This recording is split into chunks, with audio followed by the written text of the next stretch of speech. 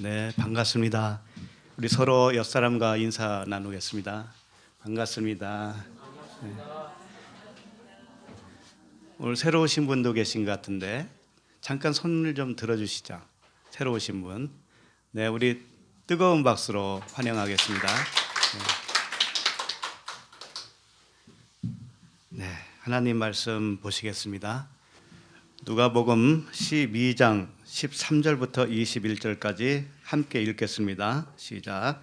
무리 중에 한 사람이 이르되 선생님, 내 형을 명하여 유산을 나와 나누게 하소서 하니 이르시되 이 사람아, 누가 나를 너희의 재판장이나 물건 나누는 자로 세웠느냐 하시고 그들에게 이르시되 삼가 모든 탐심을 물리치라. 사람의 생명이 그 소유에 넉넉한 데 있지 아니하리라 하시고 또 비유로 그들에게 말하여 이르시되 한 부자가 그 밭에 소출이 풍성하매 심중에 생각하여 이르되 내가 곡식 쌓아둘 곳이 없으니 어찌할까 하고 또 이르되 내가 이렇게 하리라. 내 곡간을 헐고 더 크게 짓고 내 모든 곡식과 물건을 거기 쌓아두리라.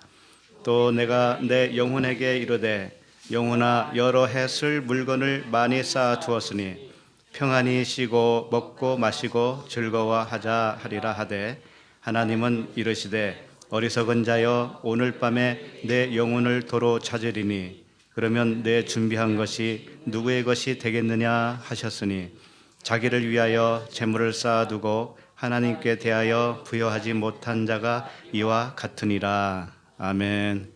기도하겠습니다. 하나님 아버지, 은혜를 감사합니다.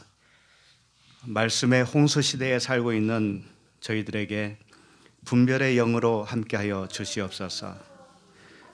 토브 에클레시아를 통하여서 모든 말씀이 사랑이신 아버지의 마음으로 온전하게 전파되게 하여 주시옵소서. 얼굴에 덮여있는 수건을 모든 사람에게서 벗겨지게 하여 주시옵소서.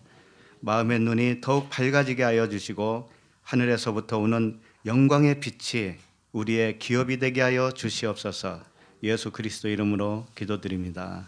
아멘. 오늘 말씀 제목은 탐심을 물리치라입니다. 좀 더 정확하게 말씀드리면 탐심을 물러가게 해줄게, 이런 거죠. 우리 스스로가 탐심을 물리칠 수 없어요. 왜냐하면 이 탐심이라고 하는 것도 사람이 생각하는 그 생각을 탐심이라고 하지 않습니다. 탐심은 뭐예요? 뭘 갖고 싶은 거잖아요. 더 갖고 싶은 거. 욕심이지요, 욕심. 우리가 어떤 물건을 갖고 싶다. 이게 탐심일까요? 그런 차원의 탐심이 아니다라는 거죠. 그래서 우리는 스스로 탐심을 물리칠 수가 없는 거예요. 나도 모르게 가지고 있는 탐심이 있거든요. 나도 몰라요. 나도 모르는데 어떻게 그걸 버려요, 스스로. 하나님이 가르쳐 주셔야 하는 거죠. 그래서 오늘은 그 탐심이 무엇인가, 어떻게 하는 것이 탐심이 물러가는 것인가, 본문을 통해서 배우는 겁니다. 오늘 말씀하고 좀 연관이 없어 보이기는 하는데 먼저 그 요한복음 4장 24절을 좀 보실까 하는 거예요. 안 찾으셔도 돼요. 이건 너무나 유명한 말씀이니까. 하나님은 영이시니 예배하는 자가 신령과 진정으로 예배할지니라. 예. 하나님은 뭐라고 그래요? 영이시라고 그랬어요. 이걸 좀 반대로 말씀을 한다면 어떻게 될까요? 하나님은 영이 아니라면 하나님이 뭐예요? 영의 반대. 바로 나오시네요. 네. 육체라고 해도 돼요. 육이라고 해도 돼요. 하나님은 육이 아니다 이거예요. 하나님은 영이셔요. 영. 그렇기 때문에 하나님은 영이시기 때문에 예배하는 자가 신령과 이렇게 되어 있는데 이것도 영입니다. 영. 푸뉴마. 예배하는 자도 영으로 예배를 드려야 된다라고 하는 것이고 진정으로, 이 진정은 알레테이아예요. 알레테이아. 진리죠, 진리. 그러니까 푸뉴마 알레테이아. 영과 진리로 예배할지니라 이렇게 되어 있어요. 뭐 푸뉴마 영은 다 아시죠? 영이라고 하는 것은 말씀이 영이에요. 말씀은 눈에 보이는 것이 아니잖아요. 손에 만져지는 것도 아니고 하나님의 영이시다. 하나님은 말씀이시다. 같은 의미죠. 그러면 영과 진정, 영과 진정이라고 하는데 알레테이아, 진리. 진리는 알레테이아인데 이 아라고 하는 헬라어 첫 번째 알파벳 알파 있죠, 알파. 이게 아예요. 부정적인 의미를 사용하고 할 때 이 아라고 그래요. 알파. 아니다 이거예요. 아니다. 아니다. 그 다음에 난다노라고 하는 단어가 이렇게 합성이 되어 있어요. 난다노가 뭐냐면 감추다, 뭐 깨닫지 못하다 이런 뜻이에요. 그럼 이걸 합하면 어떻게 되냐면 감추어졌다. 이것이 아니다잖아요. 아니다. 그럼 뭐라는 거예요? 감춰지지 않았다. 이게 뭐라는 거죠? 진리라는 거예요. 이게 진리다. 감춰지지 않은 것이 진리다. 그럼 감춰 놓은 것은 뭐예요? 율법이고 우리 육신의 생각이고 이 세상이에요. 이 눈에 보이는 이 세상이 감춰진 영이라는 거예요. 그 속에 영이 감춰져 있어요. 그러니까 진리라고 하는 것은 뭐냐? 더 이상 감춰지지 않은 것이고 깨달아진 것을 말하는 것이고 이것을 왜 알파와 란다노라고 하는 단어를 사용했느냐? 알파는 뭐예요? 예수님을 의미하죠. 죽어주시는 예수님. 알파와 오메가 할 때 알파는 예수님을 의미해요. 그러니까 이 진리가 드러난 거지요. 감춰놨던 것이 이제 드러난 겁니다. 그런데 어떻게 해서 드러났느냐? 예수님이 죽어주셨기 때문에. 예수님이 죽어주셨기 때문에 더 이상은 감춰지지 않았다. 이런 뜻이에요.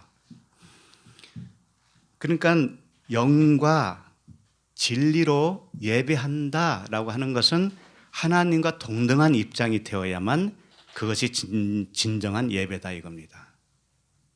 하나님 생각은 영인데 우리 생각은 육이면은 예배가 되겠어요? 안 되죠. 그래서 예배라고 하는 뜻이 프로스퀴네오라고 하는 단어인데 이게 입맞춤이라는 뜻이에요. 입맞춤은 같은 말을 하고 있다라는 의미예요. 당신과 내가 같은 생각, 같은 동질이다. 이걸 의미하는 겁니다. 그래야 입맞춤이 되는 거예요. 근데 프로스퀴네오라고 이렇게 되어 있는데 프로스는 무엇을 향하여 이런 뜻이에요. 무엇을 향하여. 키온, 그 다음에 키온은 개예요. 개.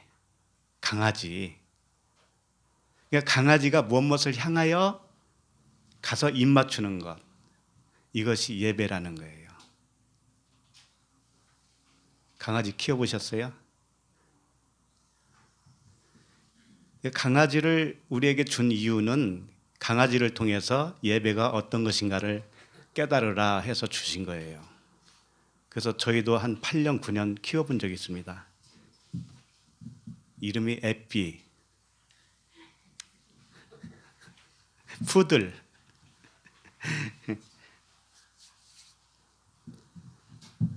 근데 동질의 입맞춤이 진짜 예배예요. 예를 들어서 우리가 개하고 입맞추면 어떻게 될까요? 개하고 우리하고 동질이 되나요? 아니죠. 그런데도 얼떨결에 할 때도 있죠. 그러면 내가 개라는 거잖아요. 아니면 개가 나라는 얘기고. 둘 중에 하나잖아요. 그와 같이 하나님과 예배한다고 하는 것은 하나님은 영이시기 때문에 나도 영과 진리로 그분과 하나가 되어져야만이 그것이 진정한 예배다 이거예요. 그것이 진정한 예배다. 그러면 탐심은 무엇이냐? 탐심은 뭐냐면 하나님은 영이신데 내가 육으로 있을 때는 내가 탐심을 가지고 있는 거예요. 탐심이 물리쳐지려면 어떻게 되냐면 나도 하나님과 같은 마음, 같은 영으로 되어 있어야 드디어 나도 탐심이 없어진 거예요. 그런 거예요. 그러니까 하나님의 말씀 또는 하나님을 육신의 차원 또는 이 세상 차원으로 생각을 하고 하나님을 믿는다고 하면 그건 진정한 예배가 되지도 않은 것이고 내가 탐심에 붙들려 있는 상태예요. 그것을. 그런 거예요. 그러면 영은 무엇이냐? 이제 푸뉴마, 그것을 알아가는 것이 뭐냐면 우리의 일생입니다. 우리의 삶 전체를 통해서 이 영이 무엇인가를 깨닫고 내가 영적인 사람이 되어지는 것, 이게 목표예요. 세상은 우리에게 주어진 이유가 그것을 알아먹어라, 그걸 깨닫게 하기 위해서 이 세상을 주신 겁니다. 그래서 드디어 내가 알았어요. 하나님의 영이시라고 하는 것을 알았고 나도 그 영적인 차원으로 변했습니다. 그러면 이 세상과 내 육체, 나의 이 세상의 삶이 목적을 달성한 거죠. 그렇잖아요. 중요한 건 그 영이니까 영이 무엇인지를 내가 다 깨닫고 알았어요. 그래서 하나님과 같이 소통이 되어지기 시작했습니다. 그러면 이 세상과 나의 육은 소임을 다 한 거예요, 안 한 거예요? 다 한 거잖아요. 이 세상은 비유로 준 거란 말이에요. 그 영이 무엇인가를 알게 하기 위해서 주신 거란 말이죠. 그러면 이 세상을 통해서 내가 다 알았어요. 그러면 이 세상은 그 의무를 다 한 거잖아요. 의무를 다 했을 때 그것을 죽었다라고 표현하는 거예요. 그걸 죽었다. 내가 영적인 존재로 다시 태어났잖아요. 그러면 육은 죽었다라고 하잖아요. 십자가에서 죽었다. 왜? 이 육은 비유로 줬거든요. 비유로. 우리에게 하나의 모형으로 주었단 말이죠. 그럼 이 모형을 통해서 영을 깨달았다면 이 모형은 이제 더 이상 자기가 할 일을 다 했잖아요. 그래서 세상은 나에 대해서 죽었다. 나도 세상에 대하여 죽었다. 이렇게 표현하는 거예요. 그렇게 되면 그러면 이 세상을 그러면 아무 쓸모가 없다 이런 이야기가 아니고 이 세상도 내 육도 육의 삶도 그 영을 가르쳐주는 용도로 계속 남아있기 때문에 귀하다 이거예요. 그것도 하나단 말이에요. 하나다. 그러나 영을 모르고 이 세상에서만 살고 있으면 어떻게 되냐면 그건 그림자 안에서 사는 것과도 같기 때문에 그 사람은 그냥 불행한 사람이 되는 거잖아요. 그래서 어느 분이 말씀을 듣다가 그런 말씀 하시더라고요. 잠깐 며칠간 우울했대요. 왜 우울했느냐? 말씀을 들으면 들을수록 이 세상에서 유익이 될 만한 말씀이 전혀 아니거든요. 다 영적인 말씀이고 하늘에 관한 이야기다 보니까 그럼 이 세상을 하나님이 내가 살아가는 문제에 대해서는 현실 문제에 대해서는 아무 관계가 없는 건가? 이런 생각에 이제 빠진 거죠. 여러분 어떻게 생각했어요? 그런 생각 해본 적 있어요? 이 세상 현실 문제는 하나님이 등지고 계신가 보다. 아니에요. 전혀 아니에요. 등지고 있으면 여기 살아남을 자 아무도 없습니다. 숨은 어떻게 쉬고 있는데 밥은 어떻게 먹고 있는데 등지고 있다니. 오히려 그때부터 진정한 이 세상의 삶의 가치를 알게 되는 거예요. 그때부터 오히려 복음을 깨달았을 때 진정한 삶, 이 세상의 삶도 영적인 삶이 되잖아요. 그때부터는. 문제가 왜 왔느냐? 이 영적인 의미, 이 세상, 하나님이 무엇인가를 깨닫게 하기 위해서 우리에게 잠시 고통도 주고 고난도 주는 거예요. 그런데 그 목적을 달성했으면 이 세상이 더 이상 그걸 할 필요 있어요, 없어요? 그럴 필요 없잖아요. 그렇기 때문에 그때부터는 진정으로 이 세상 삶이나 영적인 삶이나 그냥 복음이에요, 복음. 진리란 말이에요. 그런데 우리의 삶을 이 세상에 살다가 언젠가는 가시잖아요. 전부 다 가잖아요. 그렇죠? 그건 왜 그렇게 하시느냐? 이 세상은 모형으로 줬다고 하는 것을 가르쳐 주는 거예요. 누군가는 여기서 살다가 가잖아요, 전부 다. 그렇죠? 이건 확실한 거잖아요. 확실한 예언이잖아요. 우리는 언젠가는 이 세상을 떠나야 된다. 이거 확실한 예언 아닙니까? 점쟁이 찾아갈 필요 없어요. 이 세상 이치를 보면 알잖아요. 그렇게 해서 이 세상에서는 죽는 것이 뭐냐면 완성이다. 완성. 완성이에요. 죽는 게 슬픈 게 아니고 완성을 이룬 것이다. 그래서 육신을 벗기 전에 우리 마음이 먼저 이 세상에 대해서는 완성을 해야 돼. 그것이 죽는 거예요. 내 생각이 영적 생각으로 완성을 이루면 육으로는 죽은 겁니다. 그게. 예. 그게 십자가 죽음이에요.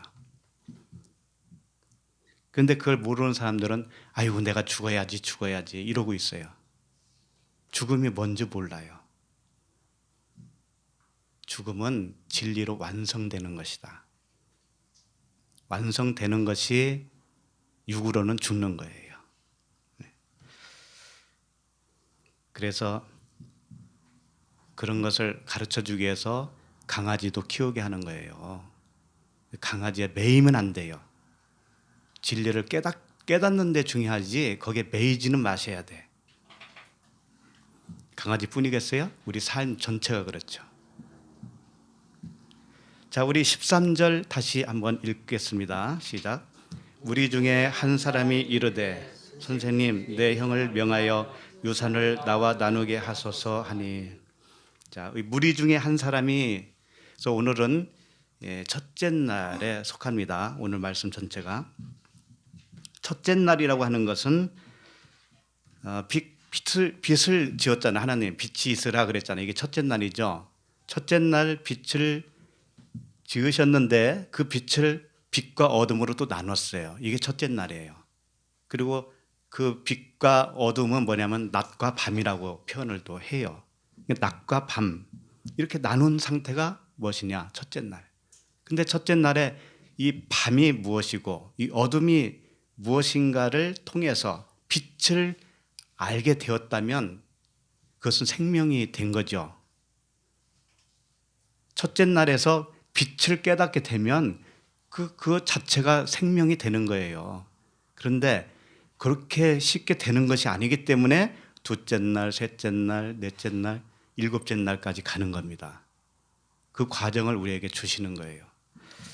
그러나 우리는 이미 그 과정을 다 겪어왔기 때문에 첫째 날이든 둘째 날이든 우리에게는 똑같아요. 그 말씀이. 왜? 이미 빛을 알아버렸거든요. 그렇잖아요. 그래서 빛을 알아본 상태, 내 안에 등불이 있는 상태에서 보는 거기 때문에 뭐 사실상 첫째 날, 둘째 날 큰 의미는 없어요. 그러나 하나님이 왜 이렇게 기록을 하셨나를 살펴보면서 좀 더 그 진리를 더 확실하게 깨닫게 되는 것이죠. 근데 여기 보면 무리 중에 한 사람, 무리는 아직 뭐랄까요? 생명, 빛이 되지 못한 상태라고 봐야 돼요. 무리는 아직 어둠에 있는 자, 또는 밤에 있는 자죠. 이 무리 중에 한 사람이 뭐라고 하냐면 선생님 그래요. 예수님 보고 선생님, 디다스칼로스, 선생님, 교사라는 거예요. 교사. 그러니까 예수님을 선생님 차원으로 알고 있는 상태죠. 만약에 이 무리가 예수님을 선생이 아니고 주로 알게 되면 어떻게 되냐면 빛을 본 거예요. 그러니까 아직 어둠이기 때문에 예수님과의 관계도 선생님과의 관계에 지나지 않는 거죠. 그럼 선생님 차원으로 이제 질문을 한 겁니다. 뭐라고 했냐면은 내 형을 명하여 유산을 나와 나누게 하소서 이렇게 했어요. 형이 있는데 근데 형인지 형제인지 그건 그냥 아델포스라고 되어 있어요. 형제라는 의미예요. 형제. 그러니까 동생이 될 수도 있고 형이 될 수도 있어요. 그런데 그 유산을 가지고 있는 자가 형제니까 형이 맞겠죠. 우리도 그렇잖아요. 형님이 이 재산을 가지고 있으면 그 동생한테 좀 나눠주세요 할 수 있는 거죠. 그러니까 이 형을 명하여 유산을 나와 나누게 하소서 그랬어요. 왜 이런 질문을 하냐면은 그 당시 이제 문화로 봤을 때 율법 아래에 있었잖아요. 유대인들이. 그 율법은 이 유산에 대해서 명시를 하고 있는 그런 조항들이 있어요. 유산을 어떻게 해라 이런 것이 있어요. 자, 일단 선생님 내 형을 명하여 유산을 나와 나누게 하소서 그랬는데 유산이 뭐냐 이거죠. 유산은 상속, 우리가 받을 기업 그런 뜻입니다. 상속, 기업 그런 거예요. 유업 이런 거죠. 클레오노미아 이렇게 되어 있어요. 클레오노미아. 이 클레오노미아는 유산, 이 유업은 뭐냐면은 클레로스가 뭐냐? 제비뽑기라는 거예요. 제비뽑기. 기업을 우리가 받아요. 하늘로부터 기업을 받습니다. 그런데 이 단어의 의미가 제비뽑기라고 하는 클레로스라고 하는 단어와 모노스라고 하는 율법을 노모스라고 그래요. 그 단어가 합성이 됐어요. 그러면 이게 무슨 직역을 하면 어떻게 되겠어요? 율법에서 뭘 뽑았다라는 거예요? 제비를 뽑았다는 거잖아요. 율법에서 제비를 뽑은 거예요. 그것이 뭐라는 거죠? 유산. 그것이 기업이다 이거예요. 그러니까 단어 한 단어 속에서도 무엇을 설명하고 있다고 그랬어요? 예수와 그리스도. 예수 그리스도예요. 단어 한 단어 속에서도.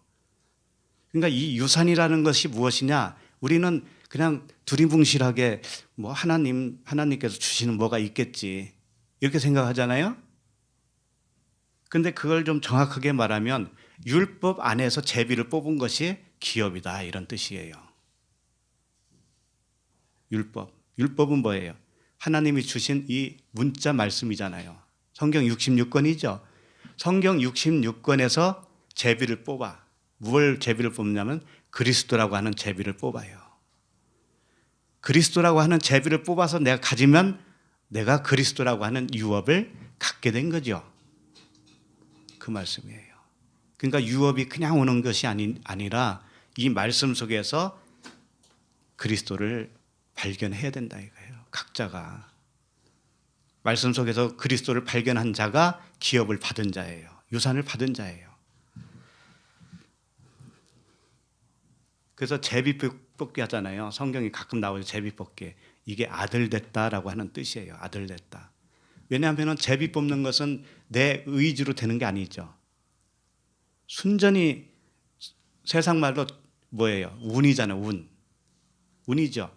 내가 할 수 있는 문제가 아니잖아요. 내가 의지적으로 할 수 있는 게 아니죠. 그래서 제비뽑기라고 그러는 거예요. 누구만 할 수 있느냐? 하나님만 하실 수 있다. 하나님만. 율법 안에 있는 그리스도를 내가 어떻게 뽑을 수가 있어요? 그분이 열어주셔서 그분이 우리에게 스스로 오시는 거예요. 이게 제비뽑기라는 거예요. 그래서 이 성경에서 말하는 기업, 유산, 유업 뭐 이런 그 우리가 받을 재산은 상속은 항상 무엇 하나만을 말씀하고 있다. 일단 창세기에서 아브라함에게 주겠다고 하는 기업이 있죠. 그걸 제가 읽어드립니다. 창세기 17장 8절에 보면 내가 너와 내 후손에게 너의 우거하는 이 땅 곧 가나안 일경으로 주어 영원한 기업이 되게 하고 나는 그들의 하나님이 되리라. 가나안 땅을 주겠다고 하는 언약을 주신 거예요. 근데 그 가나안 땅이 뭐라고 했냐면은 기업이라는 겁니다. 하나님이 주실 기업이라는 거예요. 그럼 유산은 사실상 가나안 땅이에요. 그런데 그 가나안 땅이 정말 그 땅이 아니잖아요. 그것은 모형이었잖아요. 모형. 그럼 진짜 기업, 진짜 가나안 땅은 뭐죠?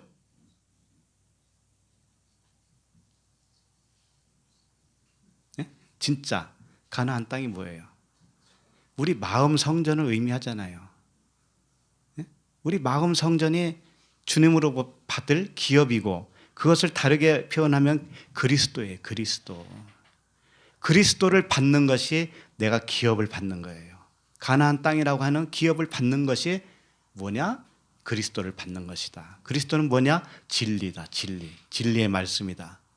그러니까 다른 말로 표현하면 하나님 자신에 있는 생명, 그 하나님의 생명을 받는 것이 우리가 기업 받는 거예요. 기업. 그거예요. 그래서 이 율법에서는 유산을 어떻게 물려주라고 하는 조항이 있는데 그 부분을 좀 읽어보도록 하겠습니다. 민수기 27장 8절부터 11절이에요.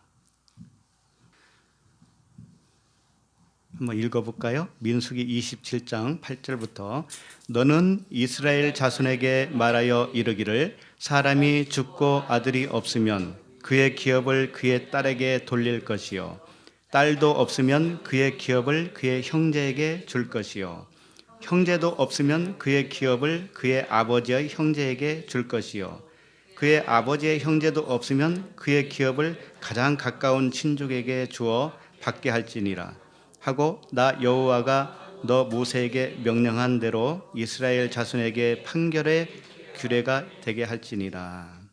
이게 모세의 율법입니다.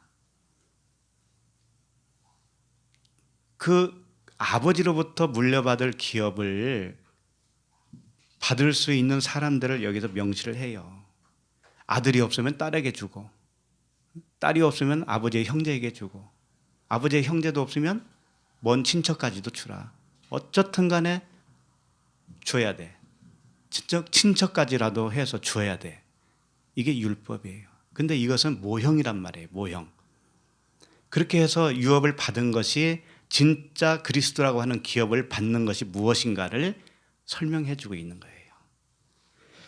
그러니까 오늘 그 무리 중에 한 사람이 예수님에게 형제를 명해서 나에게 유산을 나누게 해주세요 라고 하는 것은 자기가 받을 권리가 있는데, 그렇죠? 받을 권리가 있는데 그 형제가 아직 안 주고 있다라는 거잖아요. 그러니까 당신이 와서 명하십시오, 그런 얘기죠. 그런데 정말 그 성경에서 말하는 기업, 유산 이런 것들이 땅에 속한 것이 아니라고 하는 것을 성경에서 또 말씀을 해 주셔요. 일단 그 부분을 좀 보고 넘어가도록 하겠습니다. 제가 읽어드리겠습니다. 갈라디아서 3장 18절인데요. 만일 그 유업이 율법에서 난 것이면 약속에서 난 것이 아니리라. 그러나 하나님의 약속으로 말미암아 아브라함에게 은혜로 주신 것이라. 아까 아브라함에게 가나안이라고 하는 땅을 주겠다 그랬잖아요. 이것은 율법에서 난 것이 아니다 이거예요. 율법에서 난 것이 아니다. 하나님이 일방적으로 언약을 해 주신 것이다. 그러니까 일단은 기업, 우리가 받을 유산은 율법의 의로 난 것이 아니다. 우리가 뭔가 지켜서 받는 것이 아니라는 거 아셔야 돼요. 주님이 주시겠다고 하는 언약이다. 일단 그걸 확실히 해야 될 거고, 그 다음에 히브리서 9장 15절에 뭐라고 되어 있냐면, 히브리서 9장 15절에 이를 인하여 그는 새 언약의 중보니 이는 첫 언약 때의 범한 죄를 속하려고 주구사 부르심을 입은 자로 하여금 영원한 기업의 약속을 얻게 하려 하심이니라. 이게 무슨 말이냐? 첫 번째 언약이 있었다라는 거예요. 첫 번째 언약. 첫 번째 언약은 뭐냐면 율법이었어요. 율법. 그러니까 아버지가 딸에게 물려주든지 아버지의 형제에게 물려주든지 먼 친척에게 물려주든지 이런 것들이 무엇을 의미하고 있느냐? 모형으로 그리스도라고 하는 영원한 기업을 의미하고 있었다. 근데 그 모형으로 준 것이 뭐냐면은 첫 번째 언약이었다라는 거예요. 이것은 율법의 행위 언약을 의미하는 거예요. 율법의 행위 언약. 우리가 하면 될 것 같이 생각되어지는 그 말씀이 행위 언약이에요. 그런데 그 돌판을 깨버렸어요. 모세가 첫 번째 돌판을 깼듯이 그 돌판을 깬 분이 누구예요? 예수님이시잖아요. 자기 자신이잖아요. 자기 자신이 이 율법을 완성하기 위해서 자기 몸으로 그걸 깨버렸어요. 그래서 율법, 겉에 보이는 어떤 법들이 전부 다 완성이 됐는데 그 완성이 무엇을 완성이 됐느냐면 사랑으로 완성이 된 거죠. 사랑, 진리. 그래서 영원한 기업은 사실상 무엇이냐? 그리스도라고 하는 진리다, 진리. 하나님의 생명. 이 땅의 것이 아니다 이거예요. 땅의 것이 아니다. 그럼 우리가 하나님으로부터 뭔가를 받는다고 생각하는 것 중에 뭘 생각도 하느냐면 이 땅의 것을 생각하죠. 이게 탐심이다 이거예요. 이게 탐심이다. 그러면 땅의 것을 하나님이 주실 텐데 그럼 달라고 하지 말아야 되겠네 이러잖아요. 그것은 하나님이 알아서 주셔요. 알아서. 그러니까 무엇만 기도하라고 그래요. 무엇만. 그 나라와 그 의를 구하라고 그랬잖아요. 그 나라 그 의. 먹고 사는 문제는 해결해 줄 테니 그 위에 있는 거. 그 위의 나라. 진리, 생명. 하나님은 영이니까 영. 그것을 구해야 되지 않겠니? 응? 그걸 알아맞기 위해서 너를 이 땅에 보냈으니 너는 그 목적을 이루어야 할 사람 아니겠냐. 그러니까 너무 바쁘게 살지 마세요.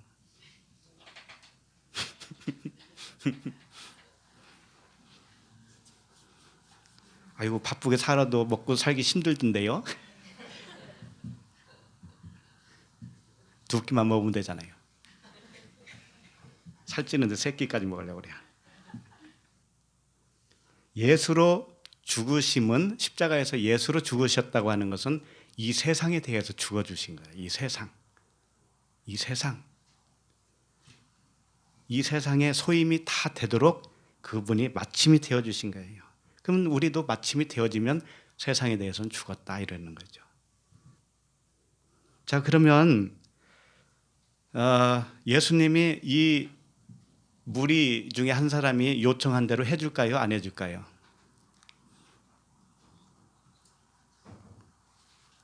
무리 중에 한 사람이 예수님께 와서 내 형에게 명해가지고 나에게 유산을 좀 나눠주게 해주세요 라고 요청을 했어요. 그럼 예수님이 그걸 해줄까요? 하지 말아야 될까요? 참 어려운 퀴즈네. 예수님은 1차적으로 우리에게 처음 행위 언약을 준 거에 대해서 어떻게 한다고 그랬어요? 완결을 지러 오신 분이죠. 그런데 이 무리는 무엇을 요청했냐면 첫 번째 언약에 대해서 나에게 좀 뭐 좀 해주세요 그러잖아요. 다시 말해서 율법 조항을 준수할 수 있도록 좀 도와주세요. 이거 아닌가요? 근데 율법에 대해서 죽으러 오신 분이 그래 내가 도와줄게 할 수 있어요 없어요? 없지요. 그분은 죽어주시러 오셨다니까.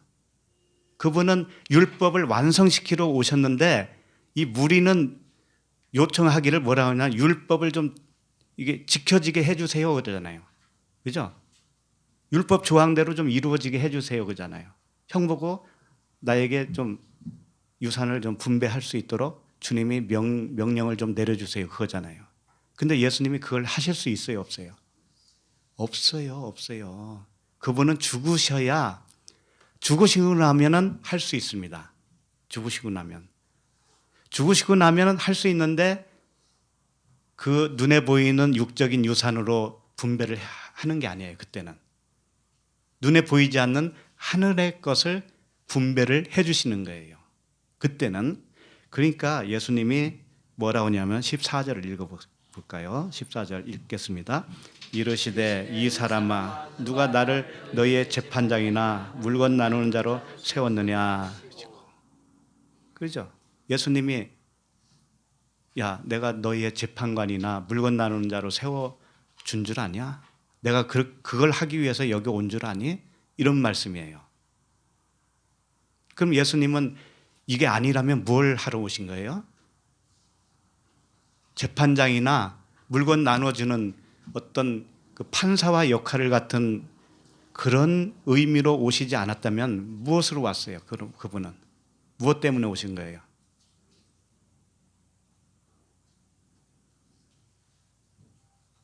육적인 문제에 대해서, 율법적인 문제에 대해서 완결을 지러 오신 거예요. 그분은 죽어주시러 온 거예요. 죽어주시러. 그래서 이렇게 되는 거죠. 예수님이 오신 목적을 성경은 어떻게 말씀을 하고 있느냐. 요한복음 3장 17절에 이렇게 되어 있어요. 하나님이 그 아들을 세상에 보내신 것은, 하나님이 예수 그리스도, 하나님의 아들을 세상에 보내신 것은, 보내신 이유는 세상을 심판하려 하심이 아니요, 이렇게 되어 있어요. 그분은 여기 오신 이유가 뭐예요? 세상을 심판하러 오신 분이 아니다 이거예요. 그럼 뭐 하러 오셨을까요? 그로 말미암아 세상이 구원을 받게 하려 하십니다. 이거예요. 그러면 그로 말미암아 세상이 어떻게 구원받아요?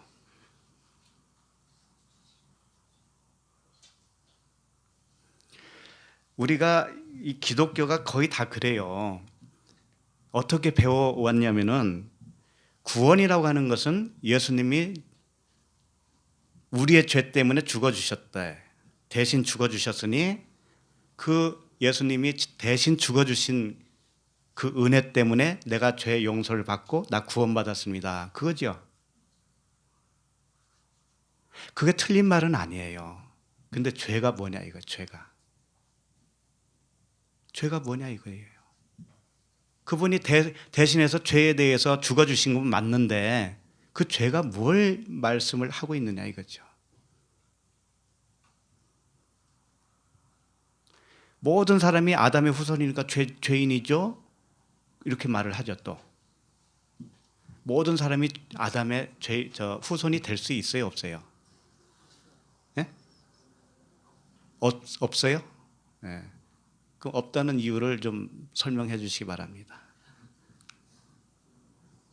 일반적으로 알기는 그렇잖아요. 모든 인간이 아담의 후손이니까 다 죄인이야. 그런데 성경은 말씀하기를 죄인인 줄 아는 사람만 죄인이라고 그래요. 죄가 진짜 죄가 뭔지를 아는 사람만 진짜 죄인이 되고 그 사람만 구원받아요. 그래서 그걸 아담 안에서 죽은 자, 아담 안에서 죽은 모든 자 이렇게 표현하는 거예요. 아담 안에서 죽었다고 하는 건 뭐냐면은 그게 예수예요. 예수, 아담. 예수 안에서 내가 죄인이구나. 어떤 의미의 죄인인가를 깨닫는 사람이 죽은 거예요. 죽은 자예요. 그래서 사도 바울이 그러죠. 내가 율법을 몰랐을 때는 내가 살아있더니 그러잖아요. 율법을 잘 지키고 어렸을 때부터 율법의 조항들을 잘 지켰어요. 그런데 자기가 율법을 몰랐다고 그러잖아요. 그때는 자기가 살아있대요. 그러면 살아있으면 구원 받을 수 있어요? 못 받아요? 못 받잖아요. 근데 어떻게 모든 사람이 아담 안에서 죽었다고 합니까? 모든 사람이 아니에요. 그런데 언제 죽느냐? 언제? 계명이 이르니 죄는 살아나고 나는 죽었도다. 그랬죠. 계명이 뭔지 알아요? 이 율법, 겉으로 준 우리 이 성경 66권이 율법인데 이 율법이 진리로 전환됐을 때, 진리로 깨닫게 되었을 때 진정으로 내가 죄인인 것을 아는 거예요.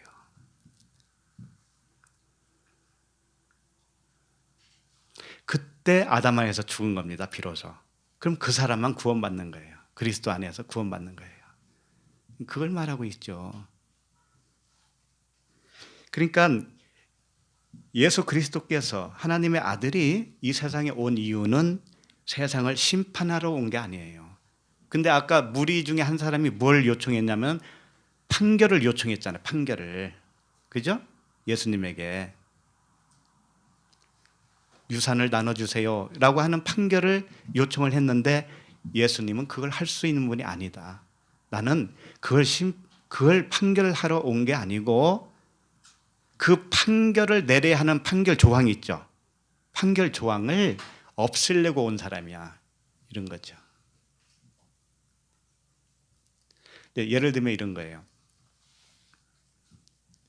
아버지가 유산을 주고 아들에게 주고 아들이 없으면 딸에게도 주고 딸이 없으면 친척에게도 주고 그러라고 그랬죠. 그러면 그 당시 그 재산은 뭐겠습니까? 상속은 뭐겠어요? 어떤 가지고 있는 소유겠죠. 소유. 물질이겠죠. 그렇죠? 그런데 그 물질로 알고 있는 그 사람들을 구원하려면 어떻게 되냐면은 그 조항을 없애버려야 돼요.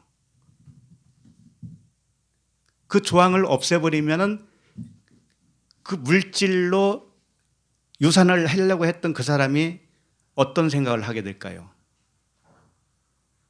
율법 지킬 수 있는 방법이 있어져요? 없어져요? 없어지죠. 그 사람에게. 육체의 법이 없어지잖아요. 그래서 죄인인 거예요. 그래서 죄인. 내가 이 법을 잘 지키면 되는 줄 알았는데 이 조항이 없어졌어요? 그럼 내가 할 게 아무것도 없네? 알고 보니까 그 조항은 영적인 조항이었네? 이렇게 되는 거예요. 영적인 조항이 뭐예요? 그 기업이 예수 그리스도라고 하는 위에서부터 내려온 기업이었죠. 그럼 그것은 우리가 할 수 있어요? 없어요? 없잖아요. 우리가 전혀 할 수 없잖아요. 내 노력으로도 안 되고 뭐 잡히기나 합니까? 들리기나 합니까? 눈에 보입니까? 그 그리스도가. 그래서 죄인이라니까요. 그래서 그때 사도 바울이 깨달은 거예요. 비로소 이게 육체에 관한 법률이 아니었었다라는 것을 깨닫게 된 거예요. 그래서 나는 죽었다 이렇게 된 겁니다. 나는 죽은 존재였네. 육으로 할 수 있는 게 아무것도 없네. 내가 하나님께로 갈 수 있는 방법도 없고 하나님이 명하신 계명도 내가 지킬 수 있는 것도 아니었고 그런 거죠. 그래서 우리가 말씀 한 줄이라도 우리가 지킬 수 있어요? 없어요? 없어요. 어떤 사람은 말씀 한 절이라도 우리 지키고 갑시다 그런 말을 하더라고요. 철없어서 그래요. 철없어서. 말씀 한 절이 아니고 한 단어도 우리는 지킬 수가 없어요. 그게 다 영의 말씀이었단 말이에요. 영의 말씀. 하나님은 영이시니 그러잖아요. 근데 우리는 항상 이 말씀을 육으로 받아요. 육으로 받으면 지킬 수 있다가 되겠지만 영적인 말씀을 우리가 어떻게 지키냐고요. 그건 지키라고 준 것도 아니고 그분이 오시는 것이 되는 건데 말씀 한 절을 우리가 지키는 게 아니고 말씀 한 절이 우리 안에서 되어지는 거예요. 그분에 의해서 되어지는 거예요. 되어지는 것. 그래서 그분은 사랑은 뭐라고 했냐면 율법의 완성이다 그런 거예요.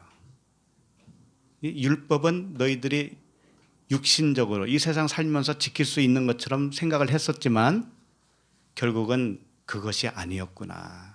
하나님이 우리에게 일방적으로 오시겠다고 하는 자기 자신을 주겠다고 하는 말씀이었구나. 이렇게 깨달아지면 어떻게 되냐면 그게 사랑이다 그런 거예요. 그걸 사랑이다.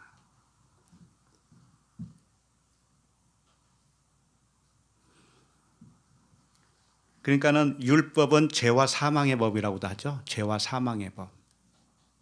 이 죄와 사망의 법, 육체의 법을 영의 법으로 전환시켜 주는 것이 뭐냐면은 성령의 법 안으로 들어오게 하시는 거예요. 진리 안으로 들어오게 하는 거예요. 그래서 이 세상의 법과는 아무 무관한 그런 상태로 만들어주는 거예요. 그래서 우리는 육체의 더러운 것을 제하는 것이 목표가 아니라 그건 겉만 닦는 거예요. 그건 겉만. 그게 목표가 아니라 하늘을 향해서 하나님의 선한 양심이라고 그랬잖아요. 하나님의 선한 양심은 뭐냐면 하나님은 선이시다 그러잖아요. 하나님의 절대적인 선.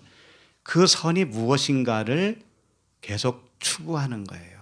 그 선을 알기를 원하는 거예요. 그쪽 방향으로 계속 가야 되는 거예요. 우리는 평생 동안 그렇게 해야 되는 거예요. 하나님이 그걸 원하시는 거예요.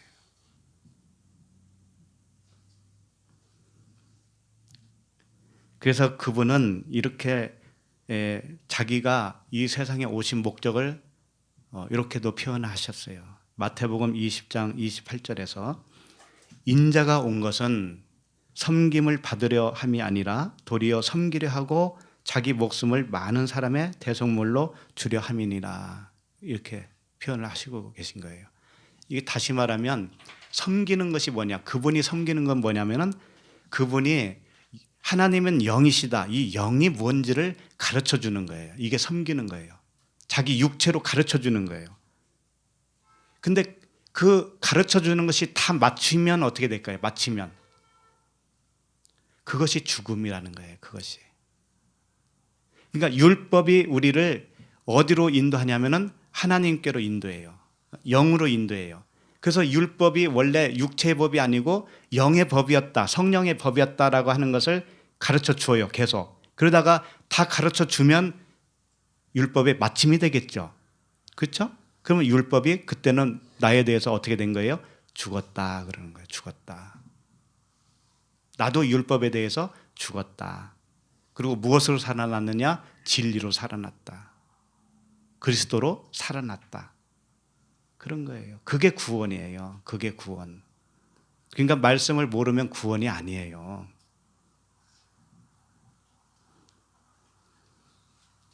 그래서 주님이 가르쳐주고 이렇게 섬기다가 십자가에서 죽어주시는 그 모습은 마치 이 말씀이 우리들을 가르쳐요. 이게 영을 가르친다고요. 영적인 의미가 무엇이냐, 천국이 무엇인가를 계속 가르쳐줘요. 그럼 나에게서 내가 그걸 다 깨달아 알았잖아요. 그러면 그 가르치는 선생으로서는 죽은 거예요. 이제 더 이상은 필요가 없잖아요. 그것을 주님이 자기 몸으로 표현해 주신 거예요. 십자가에서 죽으심으로 우리에 대한 자기 사랑을, 하나님의 사랑을 확증하셨다. 그래서 율법의 마침이 일어났다. 우리 안에서도 율법의 마침이 일어날 때 그때 내가 십자가에서 죽은 거예요. 자, 15절을 읽겠습니다. 그들에게 이르시되 삼가 모든 탐심을 물리치라. 사람의 생명이 그 소유에 넉넉한데 있지 아니하리라 하시고, 갑자기 주님이 그러시는 거예요. 내가 너희들의 재판장으로 여기 왔냐? 그게 아니잖아. 물건이나 나누는 자로 왔냐? 그게 아니잖아. 그 물건 나누는 법을 내가 완성하러 왔잖아. 이런 거예요. 율법은 재판장인데 이 재판장을 내가 해결하러 온 거야. 재판장이 너에겐 없어야 되잖아. 이런 거죠. 우리에게 재판장이 남아있으면 어떻게 돼요? 맨날 판결 받아요. 맨날 법원에서 오라고 한다니까요. 그거 좋아해요? 법원에서 너 오늘 판결 있으니 와. 그래서 오늘 가서 판결문을 받아. 그게 율법이에요. 율법. 그것을 해결해 주러 오신 분이 누구냐? 예수 그리스도시다. 그러니까 그런 말을 하시고 나서 갑자기 뭐라고 하냐면은 너의 모든 탐심을 물리치라 이래요. 아니, 유산을 좀 나눠주세요. 이게 뭐가 잘못돼서 탐심이라고 그럴까? 이렇게 생각할 수 있잖아요. 그러니까 모세의 법을 진짜 이 땅에서 지켜야 할 법으로 생각하고 있으면 그 자체가 뭐라는 거예요? 탐심이라는 거예요. 탐심. 그럼 탐심이 없어지려면 어떻게 돼요? 그 모세의 법이 무엇을 가르치는가를 깨닫게 되죠. 그것이 그리스도라고 하는 기업을 주려고 하는 것이었다라는 것을 깨닫게 되면 어떻게 돼요? 탐심이 물러간 거죠.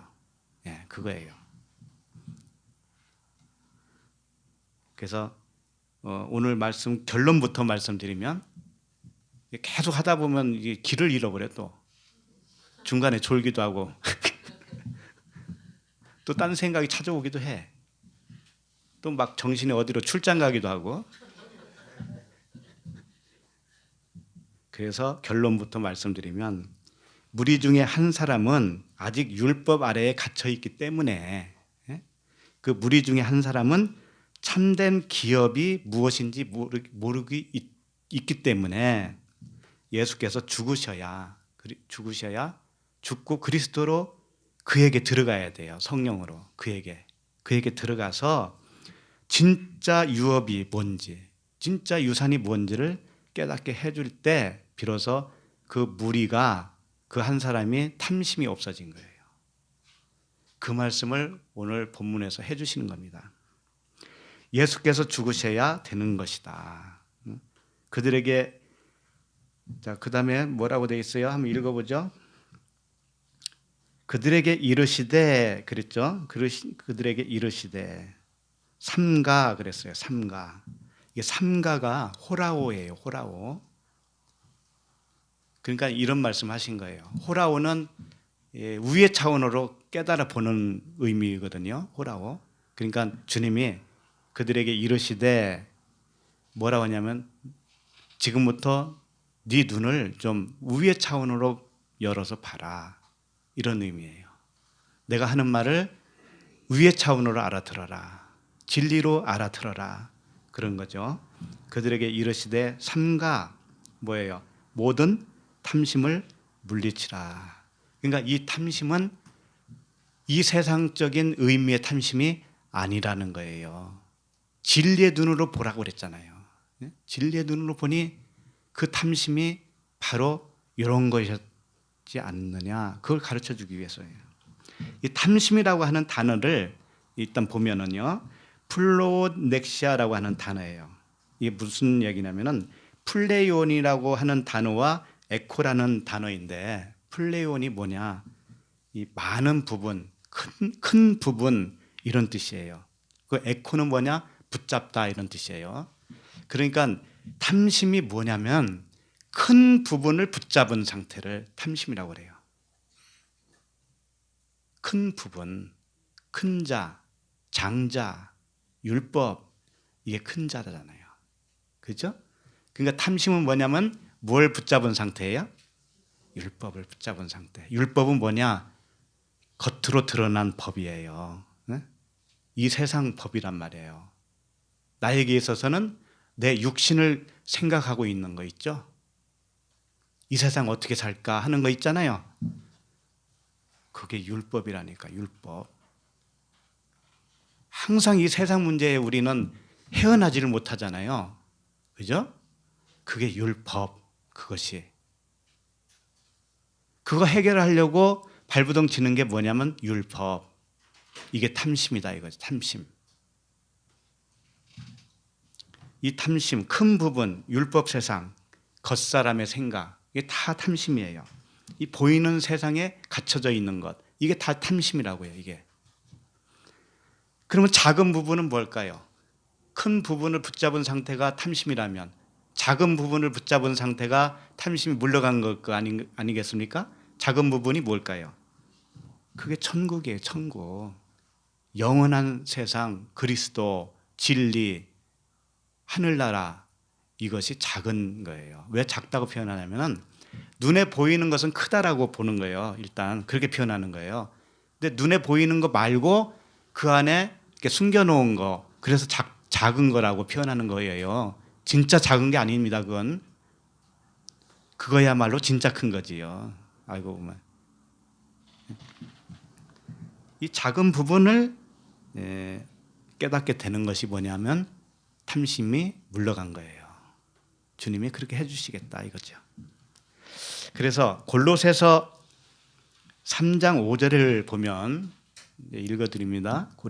골로새서 3장 5절에 그러므로 땅에 있는 지체를 죽이라 그러는 거예요. 땅에 있는 지체가 뭐냐면 땅적인 이해로 살고 있는 사람, 땅에만 붙잡혀 있는 사람, 세속적인 사람, 율법 안에 갇혀 있는 사람, 이게 땅에 있는 지체예요. 그걸 어떻게 표현했냐면 곧 음란과 부정과 사욕과 악한 정욕과 탐심이니 탐심은 우상숭배니라 이렇게 되어 있어요. 그러니까 음란, 부정, 사욕, 악한 정욕, 탐심, 이게 뭐냐면 땅에 있는 지체라는 겁니다. 이게 땅에 있는 지체예요. 땅에 있는 지체를 다르게 표현하면, 오늘 본문 말씀으로 표현하면은 받을 유업 있죠. 기업, 받을 재산, 유업을 땅의 것으로 여기는 상태.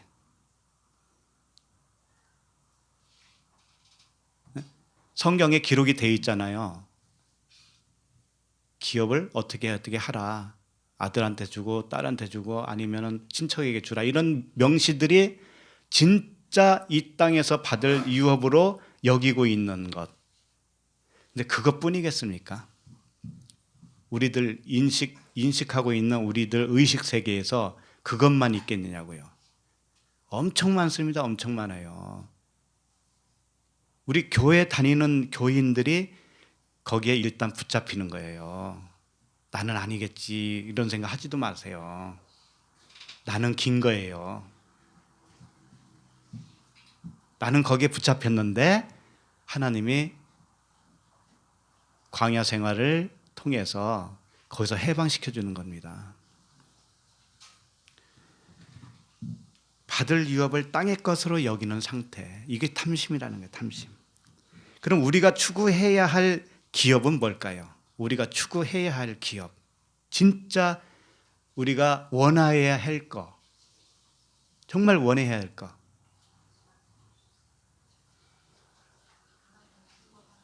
월세에서 전세로 가는 건가? 전세에서 집 한 채 사는 것인가? 이게 우리가 원하는 것인가? 그거 아니잖아요. 율법 안에 있는 그 은혜와 진리 되시는 예수 그리스도, 곧 그 진리 그리스도, 하나님의 생명만을 원하는 상태. 예, 이걸 추구해야 되는 거예요. 이걸 추구해야 나머지가 해결돼요. 나머지는 모형이니까 그것은 진리적인 그 삶으로 살아가는데 부족함이 없도록만 해주시는 거예요. 예? 쉽게 말하면 밥 3끼만 먹게 해주신다 이거예요. 그래서 4끼 먹으면 어떻게 해요? 배탈 나죠? 그걸 가르쳐주고 있는 거잖아요. 밥 3끼만 먹으면 돼요. 다른 거 원하지 마시라고요. 하늘의 생명을 원하시라고. 하늘의 생명. 정말 그분 한 분, 그분만으로만 내가 살겠다. 그분 한 분만 있으면 나는 다 만족이야, 만족. 예. 완전한 충족이야. 이런 의식을 가지고 있지 않은 상태가 뭐냐면은 음란, 부정, 사욕, 악한 정욕, 탐심이다 이겁니다. 예? 하나님 한 분만, 그 생명만을 원하지 않는 상태가 탐심이다 이거예요. 탐심이다. 그래서 베드로후서 2장 3절에는 이런 말씀도 해요. 베드로후서 2장 3절에 저희가 탐심을 인하여 지은 말을 가지고 너희로 이득을 삼으니 저희 심판은 옛적부터 지체하지 아니하며 저희 멸망은 차지 아니하느니라. 이렇게 되어 있어요. 이 무슨 말이냐면 탐심으로 지은 말이래요. 탐심으로 지은 말로 이득을 취한다는 거죠. 이게 무슨 말일까요? 율법이잖아요. 율법. 표면적인 말씀. 이것으로 이득을 보는 거예요.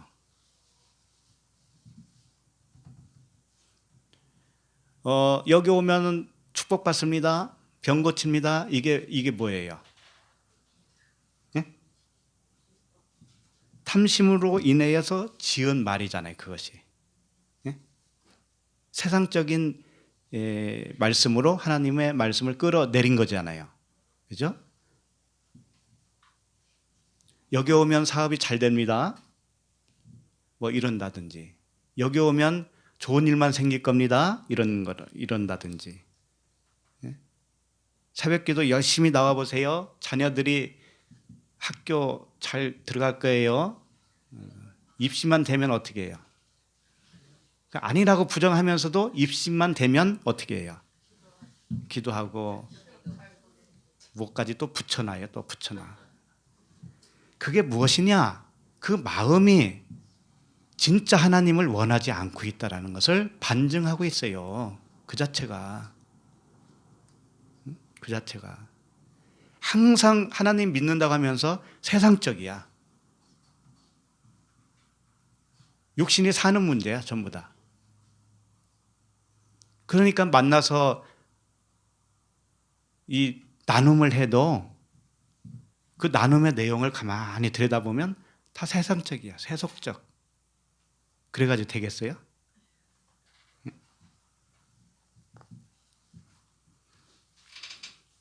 그래도 그나마 여기 4층에 오신 분들은 대단해요. 대단해요.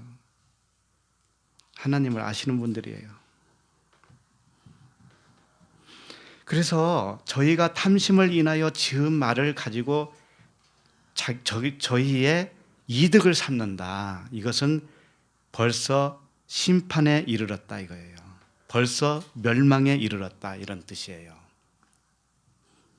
그렇게 하면 안 되겠죠. 자, 15절을 다시 한번 보면 그들에게 이르시되 삼가 모든 탐심을 물리치라 그랬어요. 사람의 생명이 그 소유에 넉넉한 데 있지 아니하니라 하시고, 자, 사람의 생명이 소유에 넉넉한 데 있지 않다. 이건 뭐냐면은 이 소유는 우리가 보이는 이 돈이나 재산을 의미하는 게 아니에요. 이 말씀조차도. 그러면 사람의 생명이 그 소유에 넉넉한 데 있지 않다라고 할 때 이 소유는 뭘까요? 그러면은 이 소유는 진리 그 하나님의 생명 그리스도를 소유하지 못한 것이 나머지 소유를 가지고 있는 상태. 하나님이 영이시라고 그랬죠. 그 영이신 하나님의 생명이 들어오지 않은 상태에 채워져 있는 어떤 소유가 있어요.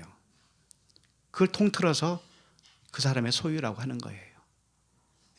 결론적으로 말하면 육신의 생각이죠. 이 세상에 속한 생각일 거 아닙니까?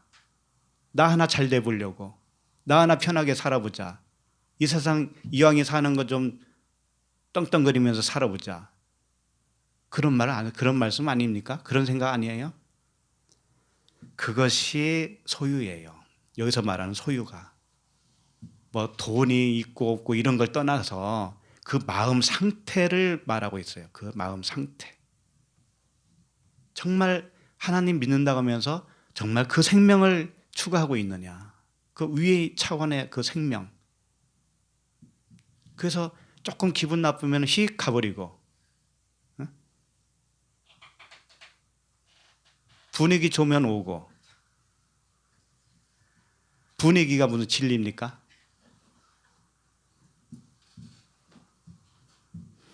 근데 진리가 있으면 또 분위기도 좋은 것은 사실이지.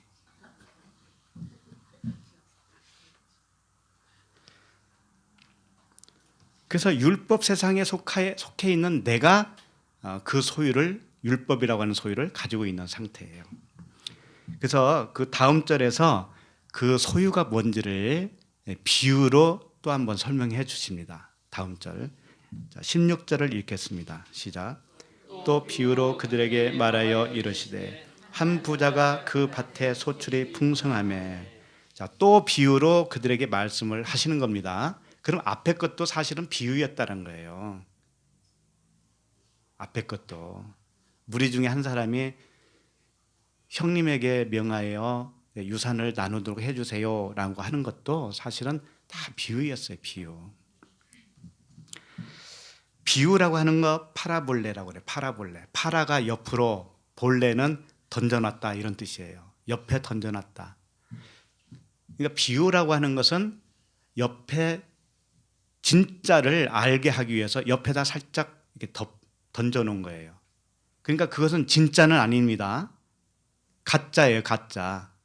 그런데 가짜를 이렇게 옆에다 놨는데 그걸 진짜인 줄 알면 어떻게 되냐면 가짜 목걸이 하고 있는 것과도 같은 거죠.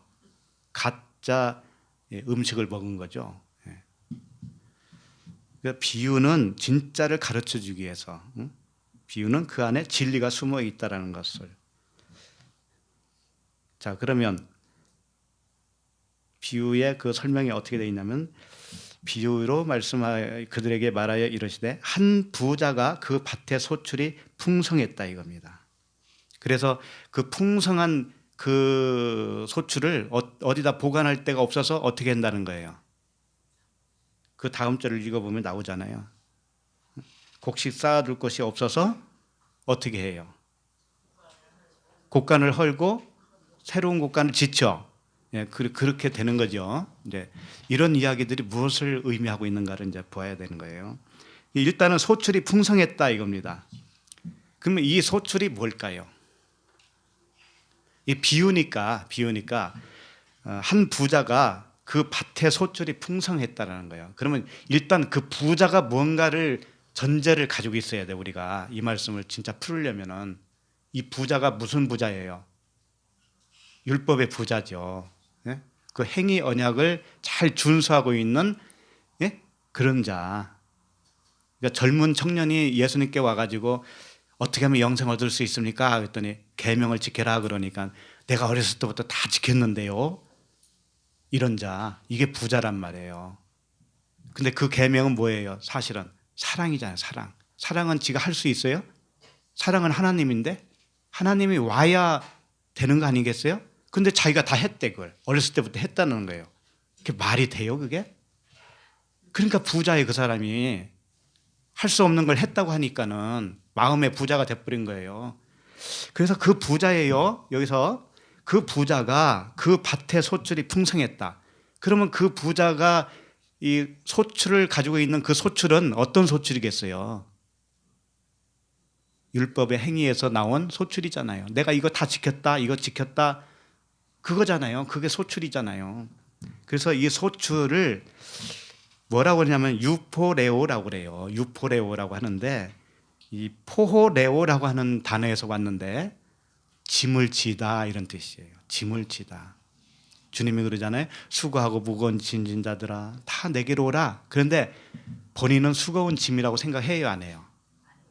못해요. 못해. 이 부자들은 못해요. 그러니까 자기가 막 그걸 잔뜩 지고 있어요. 법을. 그러면서 그걸 다 지켜내려고 한다니까요.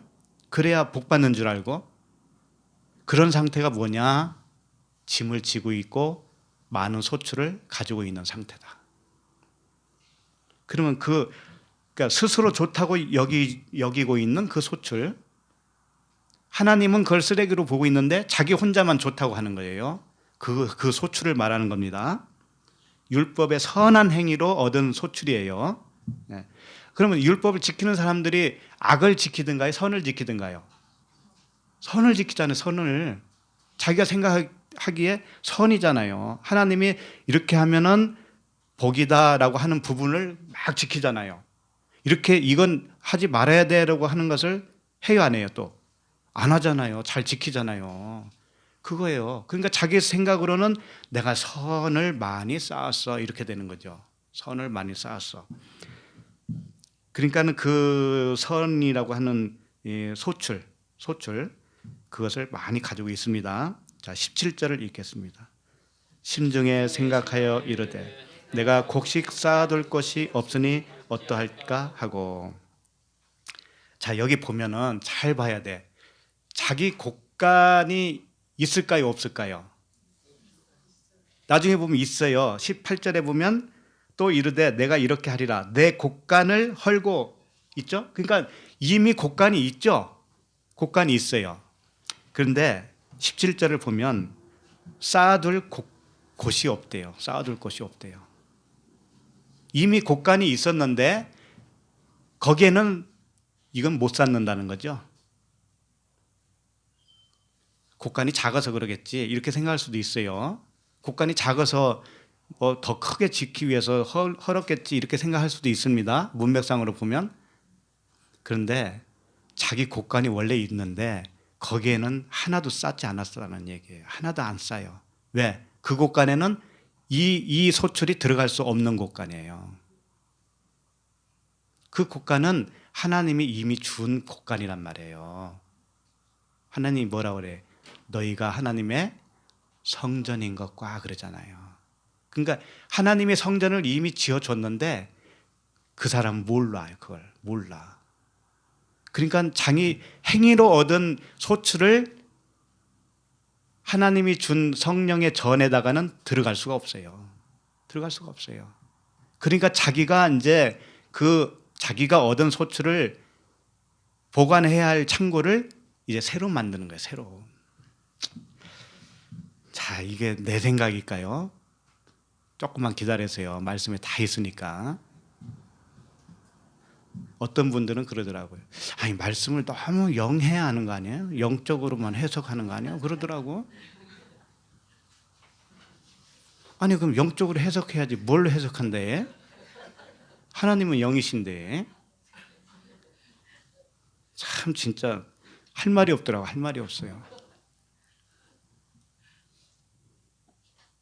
너무 영적이래 또. 그러면 너무 해야지. 그러면 어떻게 해? 그럼 조금만 해야 돼? 100% 해야지. 100%. 참 웃겨. 그러니까 심중에 생각하여 이르되 내가 곡식 쌓아둘 곳이 없으니 어찌할까 하고, 자 18절을 읽겠습니다. 또 이르되 내가 이렇게 하리라. 내 곡간을 헐고 더 크게 짓고 내 모든 곡식과 물건을 거기 쌓아두리라. 그래서 자기 곡간을 이제 헐기로 작정을 했지요. 그죠? 헐기로 작정을 했어요. 그리고 더 크게 짓기로 작정을 한 겁니다. 이게 다 비유라고 설명했어요. 비유예요. 우리는 이제 상상하기를 진짜 곡간을 헐고 거기다 더 큰 증거 이런 거 상상하지 않아요. 그것만 생각하면 비유에 잡힌 거죠. 그러니까 이 비유를 통해서 진짜를 알면 되는 거지. 거기에 목적이 있잖아요. 내 곡간을 헐고, 이 헌다고 하는 단어가 뭐냐면은 카타이레오라고 하는 단어예요. 카타가 아래로라는 뜻이에요. 그래서 아래로 던진다 이런 뜻입니다. 아래로 던져요. 그러니까 실질적으로는 이 곡간을 헐었다기보다는 이 곡간을 하찮게 여긴 거예요. 하찮게 여겼어요. 그리고 자기가 더 위대하게 보이는 어떤 곡간을 만든 거예요.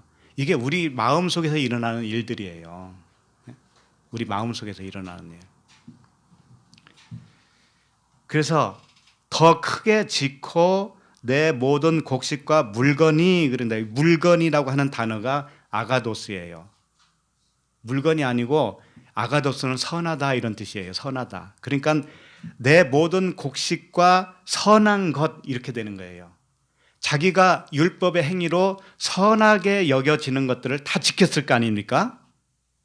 이것을 자기가 곡식이라고 한 거예요. 그 선한 것을 곡식. 이것을 거기 쌓아두리라. 그러면 생각을 해보세요.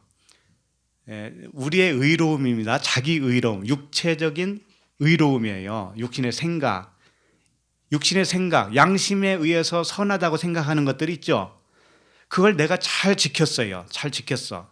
그러면 그 지켰다고 하는 자기 만족, 이것은 어디에 쌓이냐면은 자기가 새로 만든 곡간에 쌓이는 겁니다. 원래 자기에게 곡간이 하나 있었는데 그걸 밑으로 내려놓고 그 위에다가 진 거예요. 그러면 이게 무슨 말씀을 하고 있냐면은 이런 거죠. 율법이 중간에 가입돼서 왔다고 그러죠. 율법은 시내산에 왔을 때 율법을 주셨죠. 이게 이제 중간에 가입된 겁니다. 근데 가입된 이유는 뭐냐면 내 육신의 생각을 헐으려고 그런 목적을 가지고 있다고요. 헌다고 하는 것은 내가 죄인인 것을 깨닫게 해주기 위한 거거든요. 그러니까 내가 진짜 죄인인 것을 깨닫게 하기 위해서 그 율법을 주었는데, 처음에는 어떻게 되냐면 우리는 그 율법을 잘 지킨단 말이에요. 육체의 법으로 깨닫고 나서 잘 지킨다고요. 그러면 지키고 있는 그 모든 결과물들이 뭐냐면은 내가 새로 지은 집에다가 곡간에다 넣는 거예요. 그게. 그럼 진짜 곡간이 하나 있다니까요. 그게 성령의 전이에요. 애굽에서 홍해를 건너서 딱 나오죠. 그러면 내 속에 그 성령의 전이 딱 지어져요. 성령의 전이 없는데 어떻게 구원받았다고 할 수 있나요? 그죠? 그런데 구원은 받아서 성령의 전이 있어요. 있는데 내가 그걸 모른다니까. 모르기 때문에 내 행위로 그걸 자꾸 쌓아놔요. 소위 말해서 공덕이라고 그러죠. 공덕. 네? 타 종교에서는 공덕이라고도 하잖아요. 그렇게 자꾸 쌓아놓으면 어떻게 된다고? 나중에 천국 간다고. 심지어 자기 가족 중에 먼저 가신 분을 위해서 공덕을 쌓으면 그 사람이 어디? 여기 연옥에 좀 있다가 저로 옮겨진다는 거지. 참 상상은 참 잘 만들어내요, 자거지가. 그러니까는 곡식과 물건, 이 아가도스, 선한 것은 율법은 지키면 이 복 받는다 하는 쪽, 이 선한 쪽, 안 지키면 악하다, 이거 저주다 하는 쪽은 또 잘 지킨단 말이에요. 안 하고. 이렇게 해서 내가 잘 지켰습니다. 이렇게 생각하고 있는 것들. 그게 우리 중에 없을까요? 있을까요? 엄청 많아요. 자기도 속고 있는 것들이 얼마나 많은지 모르세요? 이걸 깨닫게 해주기 위해서 그냥 첫째 날부터 일곱째 날까지 계속 돌아가잖아요. 계속 돌아가. 계속 돌아갔는데 나는 다 됐어 그러는 거예요. 가지도 않고 다 됐어 그래. 왜 광야 40년을 주어졌을까요? 40년. 40년이면 진짜 인생 거의 다 살아가는 기간 아닙니까? 그게 만만치 않기 때문에 그래요. 정말 하나님의 생명만 원하신다면 그 아닌 것들은 버려지게 되어야 돼요. 근데 안 버려지면서도 추구하고 있다고 하는 것은 거짓말하고 있는 거예요. 스스로 속이고 있는 거예요. 자, 19절을 읽겠습니다. 시작. 또 내가 내 영혼에게 이르되 영혼아 여러 해 쓸 물건을 많이 쌓아 두었으니 평안히 쉬고 먹고 마시고 즐거워하자 하리라 하되. 자, 내가 이제 큰 곡간을 지었고 거기다가 내 소출을 딱 넣어놨으니 이제 여러 해 쓸 동안 저장해놨으니 내 영혼아 뭐라 그러는 거예요? 평안히 쉬고 먹고 마시고 즐거워하자. 이 상태가 무슨 상태냐면은 자기 만족이에요. 자기 행위로 얻어진 자기 만족. 자, 그런데 여기 보면 내 영혼에게 그랬는데 이 영혼이 푸시케일까요? 푸뉴마일까요? 푸시케예요, 푸시케. 그러면 이 사람은 지금 푸뉴마가 있다라는 거예요, 없다라는 거예요? 자기 딴에는 있다라고 생각했지만 푸시케예요. 혼적인 생각을 가지고 있는 상태. 이 푸시케는 뭘 의미하냐면은 율법 아래에 갇혀 있는 상태를 의미해요. 쉽게 말하면 율법 아래, 자기 생각, 자기 의로움에 붙잡혀 있는 상태.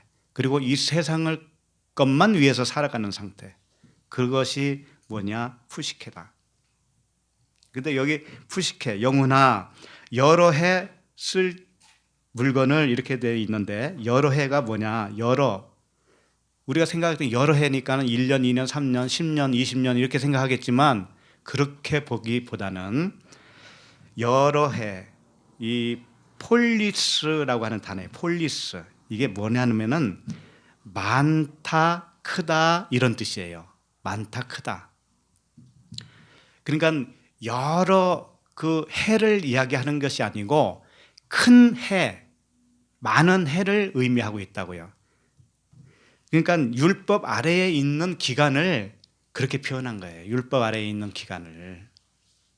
우리가 율법 아래에 있는 기간 동안에는 우리의 이 육신적으로 살아가는 데에 필요한 것이 쌓여져 있으면 만족을 하고 있는 거예요.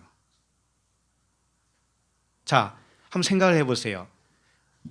각자의 통장에 한 100원밖에 없어, 어떤 사람은. 또 어떤 사람은 100만 원이 있고 어떤 사람은 10억이 있어요. 그럼 누가 평안할까요?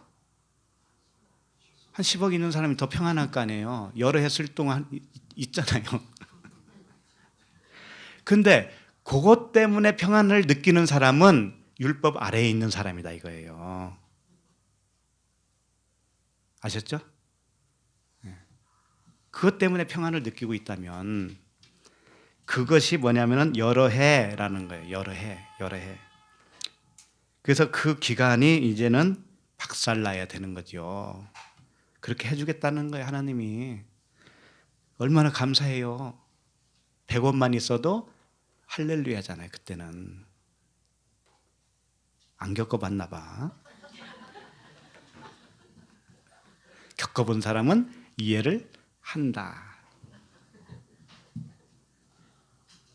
법원에 가본 사람은 법원이 뭔지 안다.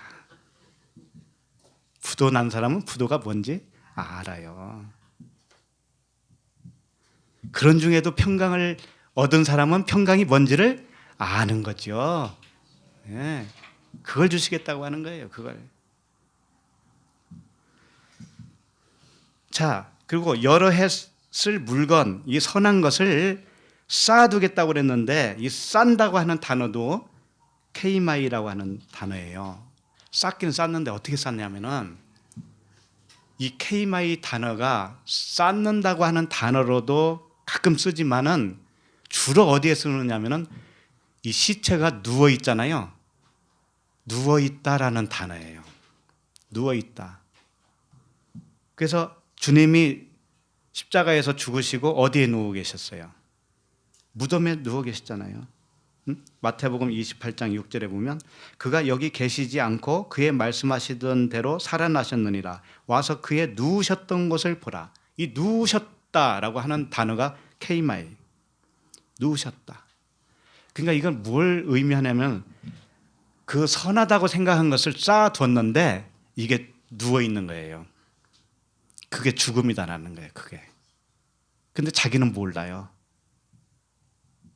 그리고 누워 있다라고도 사용하고 덮었다라고 하도 사용해. 덮었다. 덮었다. 예를 들면 고린도후서 3장 15절에 보면 오늘까지 모세의 글을 읽을 때에 수건이 오히려 그 마음을 덮었도다. 이게 케이마이예요. 모세의 얼굴을, 그러니까 율법이 그 수건이에요. 수건. 그 수건이 우리들의 얼굴을 딱 덮으면은 율법 아래에 있잖아요. 우리가 그 진리를 모르잖아요. 못 보잖아요. 그 상태가 뭐냐? 덮었다. 응? 법궤 뚜껑을 딱 덮으면 법궤 안에 있는 거 알 수 있어요? 없어요? 없잖아요. 그게 율법이에요. 그 법궤만 갖다가 놓으면 하나님이 역사가 일어나겠지. 이 무당짓을 하는 거잖아요. 그런데 망했어요. 어떻게 됐어요? 그 법궤 가져갔다가 망했잖아요. 법궤의 뚜껑이 열려서 그 안에 있는 것을 봐야 되는 것이지. 그러라고 있는 거예요. 그것은. 근데 이 사람은 지금 뚜껑이 덮여져 있어요. 덮여져 있어요. 덮여져 있어서 자꾸 쌓기는 쌓는데 뚜껑을 덮고 또 덮고 또 덮고 하는 거예요. 이게 죽어서 누워있는 상태를 의미하는 거예요. 죽어있는 상태다. 수건이 그 마음을 덮은 상태다. 자, 19절을 다시 보면 또 내가 내 영혼에게 이르되 영혼아 여러 해 쓸 물건을 많이 쌓아두었으니 그 다음에 뭐예요? 평안히 쉬고 먹고 마시고 즐거워하자 하리라 하되. 이게 자기 만족이에요. 푸시케, 혼적인 만족. 예? 혼적인 만족이란 말이에요. 율법 아래에 혼적인 즐거움을 취하고 있는 상태. 하늘의 것을 추구하지 않고 땅의 것만을 위해서 하나님을 섬기는 거예요. 그런 상태. 그 상태가 아직은 복음을 깨닫지 못한 상태예요. 안다고는 하지만 깨닫지 못했어요. 자, 20절을 읽겠습니다. 하나님은 이르시되 어리석은 자여 오늘 밤에 내 영혼을 도로 찾으리니 그러면 내 준비한 것이 누구의 것이 되겠느냐 하셨으니. 자, 여러 해 쓸 동안 곡식 그 창고를 크게 짓고 거기다가 잔뜩 쌓아놨어요. 그런데 주님이 뭐라고 하냐면 어리석은 자여 그러죠. 어리석은 자여. 오늘 밤에 네 영혼, 이게 푸시케거든요. 네 혼을 율법의 육신의 생각을 내가 걷어가면 이런 뜻이죠. 걷어가면 그 준비한 것이 누구의 것이 되겠느냐 이런 거죠. 근데 이것을 이 말씀도 하나님이 우리를 협박하는 것처럼 말씀한 것으로 보면은 절대로 안 돼요. 열심히 일해가지고 돈을 벌었어요. 재산도 늘어났습니다. 그런데 너 오늘 밤 데려가면은 그 누구 것이 되겠느냐? 그러니까 빨리빨리 풀어라. 이런 말씀이 아니란 말이에요. 이런 말씀이. 이렇게 되면은 하나님이 정말 무서운 하나님이 되잖아요. 응? 세상 사람 뭐 언제 죽을지 모르는 건 사실이지. 근데 그 뻔한 말씀을 갖다가 하나님이 겁주느냐고 하겠느냐고요. 근데 강단에서 가끔씩 해요. 왜? 겁줘야 되거든요. 겁줘야 내놓으니까. 그런 말씀이 아니에요. 그런 말씀이 아니에요. 이건 구원에 관한 이야기예요. 구원에 관한. 그러면 이건 뭐냐? 자, 하나님은 이르시되 어리석은 자여, 이것은 뭐냐면은 네가 어리석은 자라고 깨닫게 되면, 이런 뜻이에요. 내가 죄인인 것을 깨닫게 되면 어떻게 돼요? 하나님이 구원하시죠. 네? 병든 자에게라만 쓸데있는 그 의원으로서 고쳐줄 수가 있죠. 그러니까는 어리석은 자여라고 하는 것은 네가 어리석은 자인 줄을 알아라 이거예요. 어리석은 자여. 근데 오늘 밤에 내 영혼을 도로 찾는다 이렇게 되어 있죠. 근데 하필이면 왜 밤에만 찾아가나요? 낮에도 찾아갈 수 있잖아요, 하나님은? 그렇잖아요. 왜 근데 밤에라고 그럴까요? 밤에.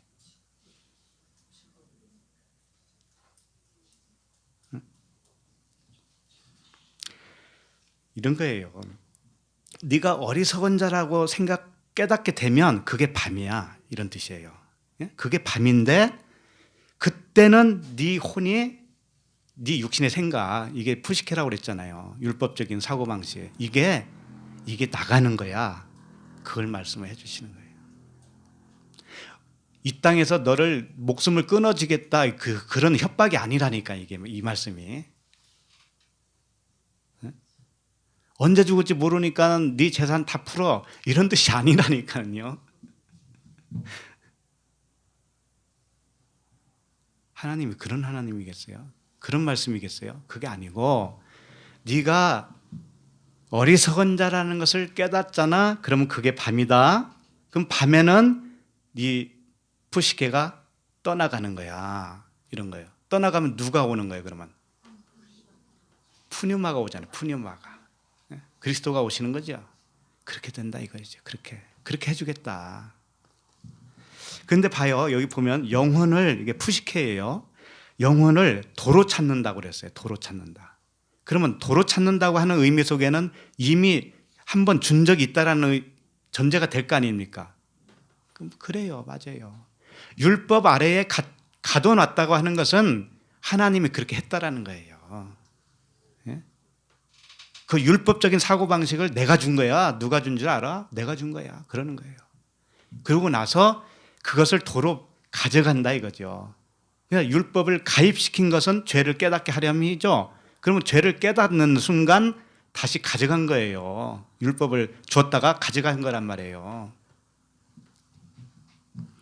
그러니까 오늘이라고 그랬죠. 오늘 가져간다. 오늘 밤. 그러니까 오늘이라고 하는 것도 뭐냐면은 이 타우테스라고 하는 단어인데 이게 오늘이라는 단어가 아니에요. 오늘 밤이 아니고, 오늘 밤이 아니고 이라는 뜻이에요. 이. 그러니까 무슨 뜻이냐면은 네가 어리석은 자라고 깨닫게 된 이 밤, 이런 뜻이에요. 이 밤. 네가 어리석은 자라고 깨닫게 된 이 밤. 이 밤에 뭘 데리고 간다고요? 푸시케를 도로 찾는다 이거예요.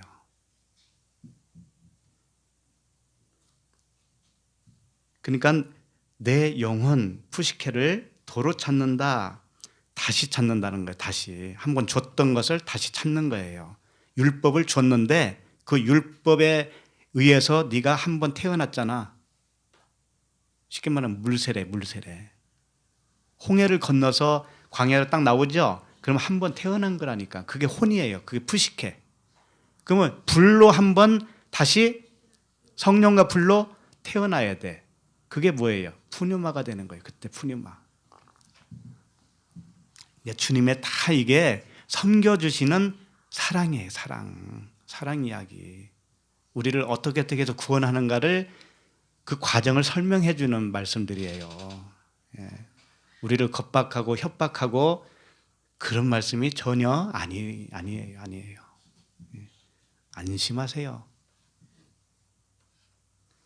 그 하늘에 계신 그 생명, 우리는 그걸 추구하면서 가는 거잖아요. 그 진리를 더 깊이 알려고 애를 쓰는 거잖아요. 네, 그 방향으로만 우리는 가는 겁니다. 자, 그러면 도로 찾는다. 그러면은 이제 거기 뭐라고 되어 있냐면은 이렇게 되어 있죠. 그러면 내 준비한 것이 누구의 것이 되겠느냐 이렇게 되어 있잖아요. 그 준비한 것이 뭐냐면 율법의 선이었잖아요. 선. 응? 잘 지킨 거죠. 쉽게 말하면 공덕. 예. 그게 누구의 것이 될까요? 그렇게 되면 좀 어렵죠, 이것도. 누구의 것이 될까? 이 비유의 말씀인데 비유 겉에 표면적인 의미로 말한다면 이렇게 되겠죠. 내가 뭔가를 많이 모아놨어요. 근데 나를 그분이 데려가 버렸어요. 그러면 여기에 남죠. 그럼 누구의 것이 되겠느냐 이런 뜻이에요. 그럼 누구의 것이 되겠어요?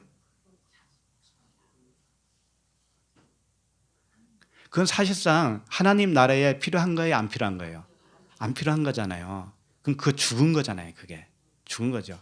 죽어주신 분이 누구예요? 예수님. 예수님 거란 말이에요, 그게. 예수님이 그것을 죽여주시는 거예요.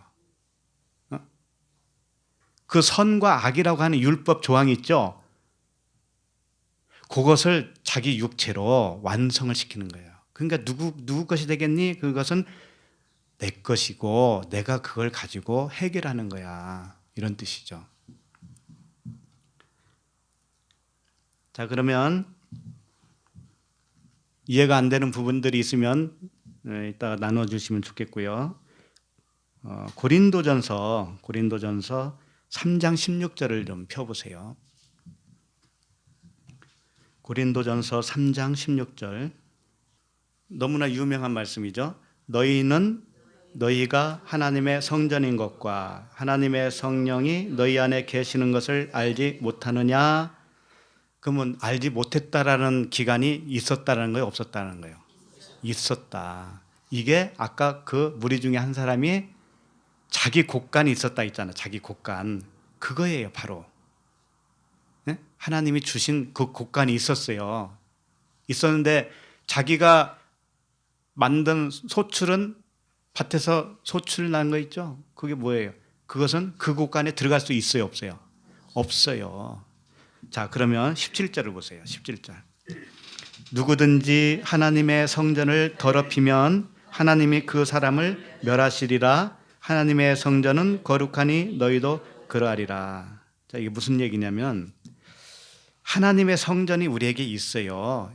들어왔는데 그것을 잘 몰라.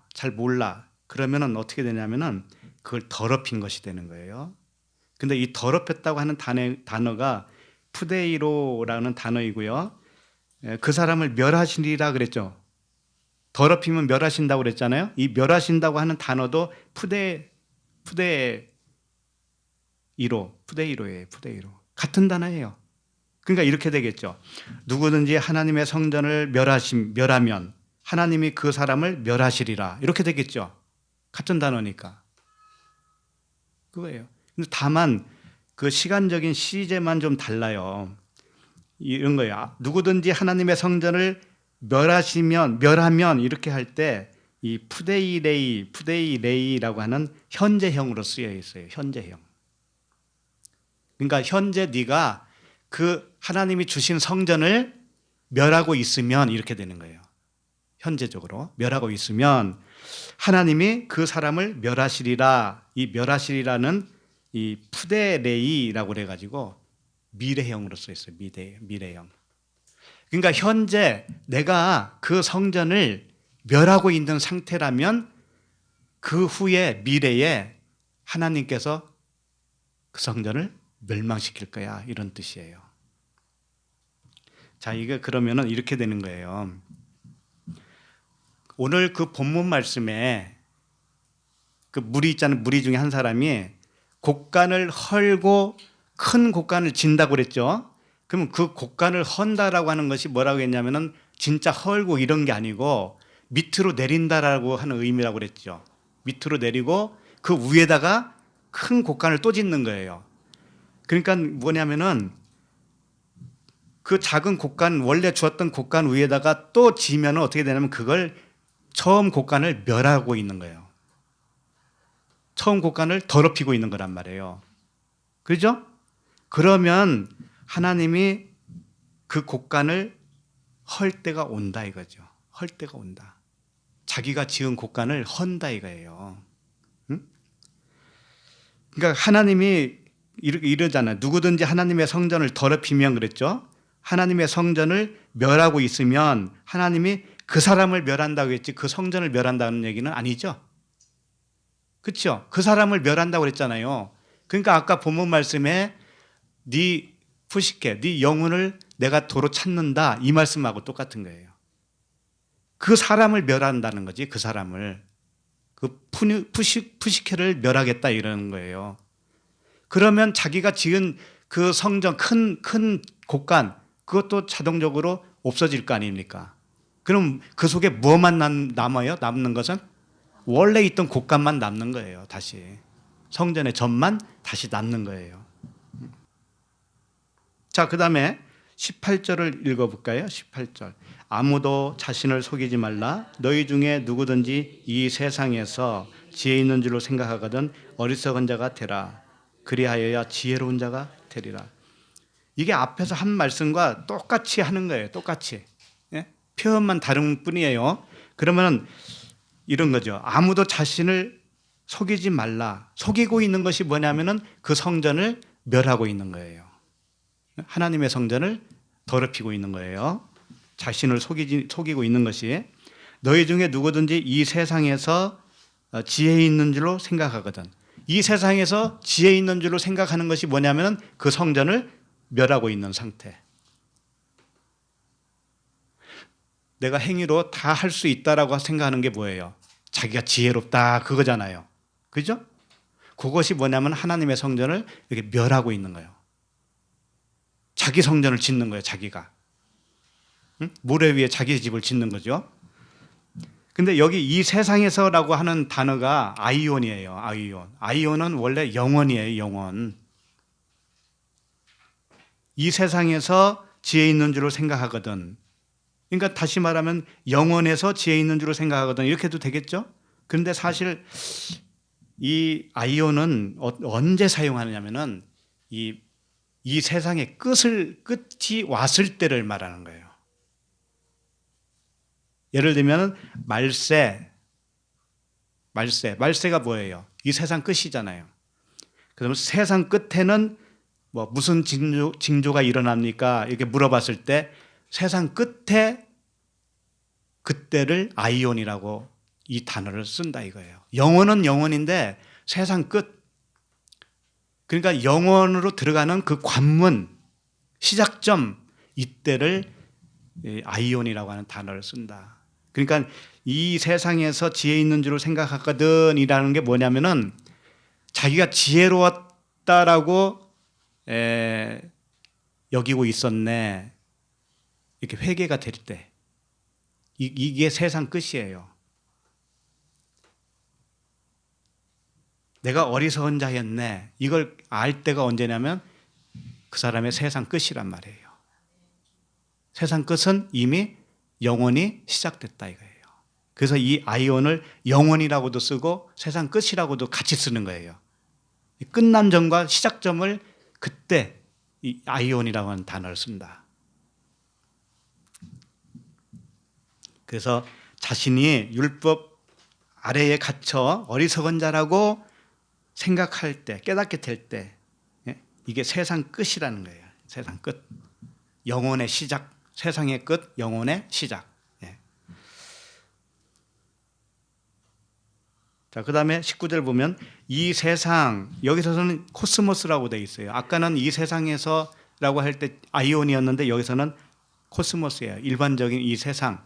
세상 지혜는 하나님께 어리석은 것이니 기록된 바 하나님은 지혜 있는 자들로 하여금 자기 꾀에 빠지게 하시는 이라 하였고. 그러니까 뭐냐, 쉽게 말하면 육신의 생각, 내가 할 수 있고 내 꾀로 해나가는 거 있죠. 하나님이 인도하는 대로 내가 따라가지 않고 살아가지 않고 성령께서 인도하는 대로 가지 않고 내 자의로 내 생각으로 계산해서 막 하는 거 있죠. 이것은 뭐냐면 자기 꾀에 빠지게 된다. 결국은 그거예요. 근데 사람의 생각은 뭐냐면 선악 구조로 돼 있기 때문에 항상 선한 것만 옳은 걸로 생각을 해요. 선한 것만. 그렇죠? 그 세상을 볼 때 세상 논리도 보면은 저건 악한 거, 이건 선한 거, 이렇게 그거밖에는 못 봐. 그 사람은 그렇게밖에. 그것이 뭐냐? 자기 육신의 생각으로 살고 있는 상태다. 하나님이 하시는 일을 인정을 못 해요. 하나님은 이 세상은 이 선과 악의 논리죠. 이것을 하나님이 가지고 진리를 설명하고 있는데 그것을 볼 줄 모르니 그냥 선악 구조 그거밖에는 모르잖아요. 그 상태가 뭐냐면은 자기 고집으로 사는 사람 있죠. 자기 고집. 나는 내 주먹만 믿어. 이런 사람 있잖아요. 나는 법 없이도 살아. 이런 사람 있죠. 이런 사람들이 자기 꾀에 빠지게 되는 것입니다. 자, 20절을 보면 또 주께서 지혜 있는 자들의 생각을 헛것으로 아신다 하셨느니라. 지혜 있는 자들의 생각을 헛것이야, 헛것. 네가 아무리 해봐라, 헛것이야, 헛것. 이런 거죠. 육신의 생각은 인생에 유익한 그 유산으로 여기는 거예요. 오늘 말씀 본문으로 말하면 인생에 유익할 어떤 유산으로 잡는 거예요. 하나님의 말씀을. 하나님의 말씀을 잘 깨닫고 잘 공부하고 열심히 듣고 하면은 내 육신이 편해지겠지. 이렇게 생각하면 뭐냐면은 잘못 알고 있는 거죠. 그것은 벌써 하나님의 생명을 원하는 게 아니고 내 육신을 위해서 하나님을 찾았잖아요. 그렇죠? 그런 사람은 그 육신의 생각으로 사는 사람이고 자기 꾀에 빠지는 것이고 하나님이 헛것으로 보는 거예요. 그런 사람은 헛것으로 본다. 그런즉 21절 그런즉 누구든지 사람을 자랑하지 말라. 만물이 다 너희 것입니다. 자, 여기서부터 중요한 대목이에요. 만물이 다 너희 것임이래. 그 정말 이해해요? 만물이 다 내 것이라고 그러는데 하나님 말씀은 지금 내 것으로 여겨져야 안 여겨져요? 저 뭐 달나라도 내 거고 저 해도 내 거고 그런 얘기겠어요 이게? 만물이라고 하는 것은 하나님 나라가 만물이에요. 하나님 나라. 하나님의 영이시니 그 영이 만물인데, 자 봐요. 22절을 같이 읽어볼까요? 바울이나 아볼로나 게바나 세계나 생명이나 사망이나 지금 것이나 장래 것이나 다 너희의 것이요. 성경에 나오는 바울 있죠? 아볼로, 게바, 베드로잖아요. 게바가. 그 다음에 세계, 생명, 사망, 장래, 또 지금 것이나 장래 것이나 이 모든 게 성경에 나오는 스토리죠. 등장인물이고 그렇잖아요. 근데 이게 다 너희 것이래. 다 너희 것이래.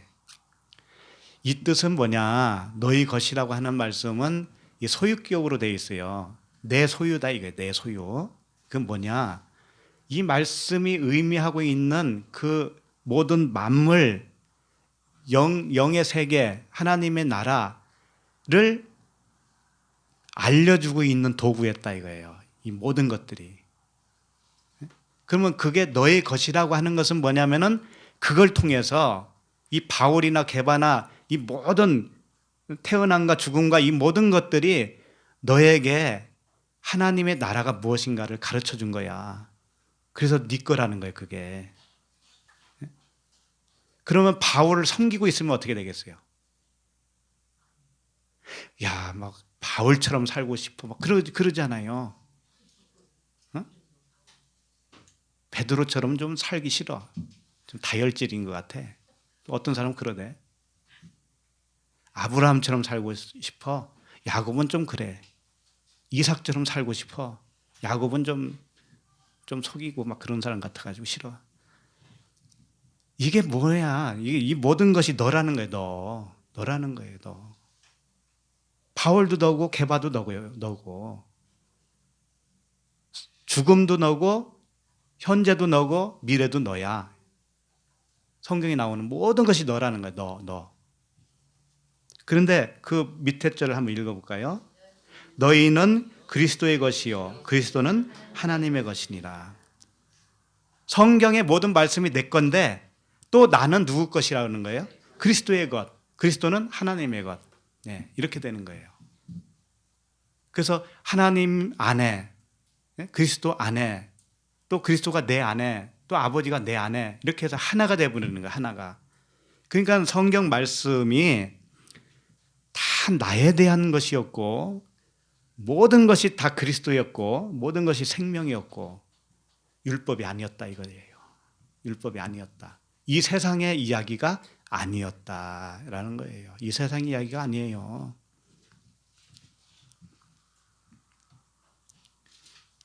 이 세상의 이야기로 성경을 읽고 있으면 어떻게 되냐면 자기를 위하여 재물을 쌓아두는 거예요. 그게. 자, 그러면 누가복음 21절을 읽겠습니다. 자기를 위하여 재물을 쌓아두고 하나님께 대하여 부여하지 못한 자가 이와 같으니라. 예. 자기를 위하여 재물을 쌓아둔다. 재물의 근원이 자기 자신이라는 뜻이에요. 그리고 하나님께 대하여라고 했는데 하나님께 대하여가 뭐냐면은 근원이라는 뜻이에요.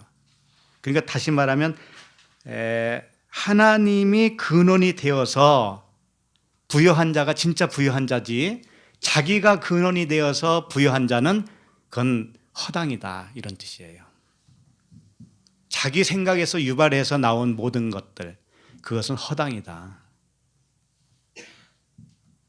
그래서 항상 나는 땅이어야 됩니다. 땅. 예, 땅이면 그분이 하늘이 되어 주셔요. 예, 내가 하늘이 돼버리면 그분은 하늘로 더 이상 올 수가 없잖아요. 그래서 나는 땅이다.